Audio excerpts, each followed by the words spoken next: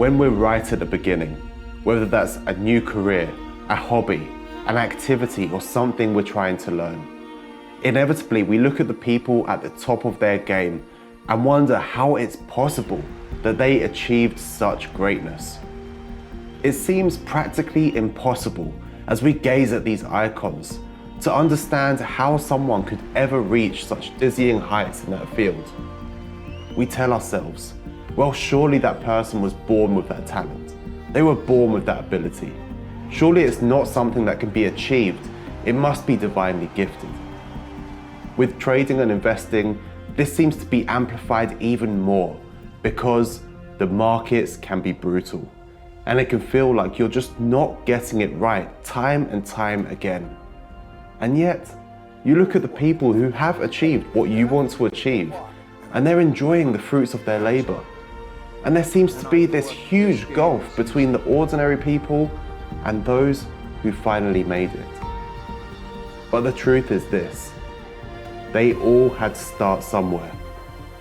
Gave me a book on technical analysis of stock trends by McGee and Edwards. Tell me, read that. I read it. Go home, read it again. I read it. Go home, read it again. I read it. He goes, you're ready to trade. They were all amateurs once.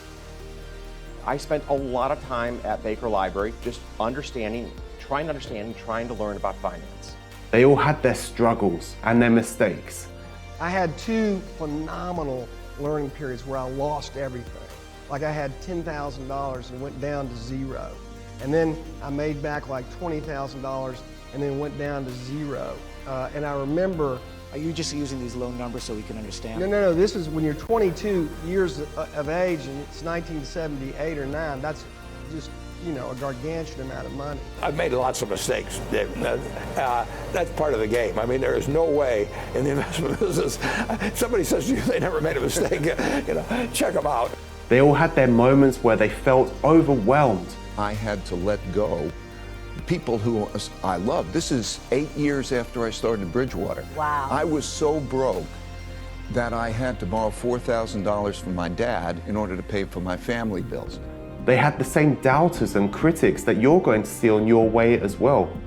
And I remember my father coming to me on the third time and said, you've got to get in something safe like real estate. Exactly. London. I said, no, I'm going to stick with this. When I got out of the University of Nebraska, I applied to Harvard Business School. They told me I was to get interviewed in a place near Chicago.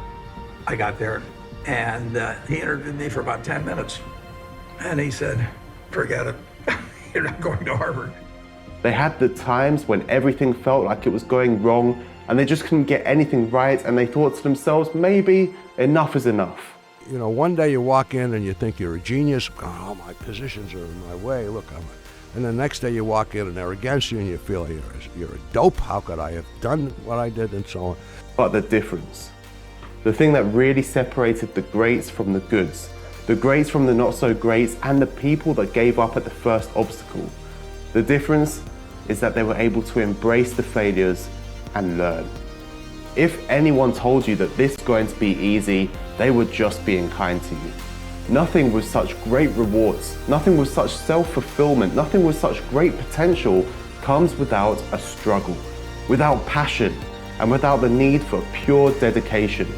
So yes, it's going to keep being tough, but the blueprint has been laid out for you. Others have done what you're trying to do, and you can do it too. There will always be people telling you that you haven't got what it takes to succeed in this, that, or something else. But just make sure that those naysayers don't include you. Brush yourself off, embrace your failures, learn from your mistakes, and don't embrace failures, persevere, learn, and carve your path to greatness.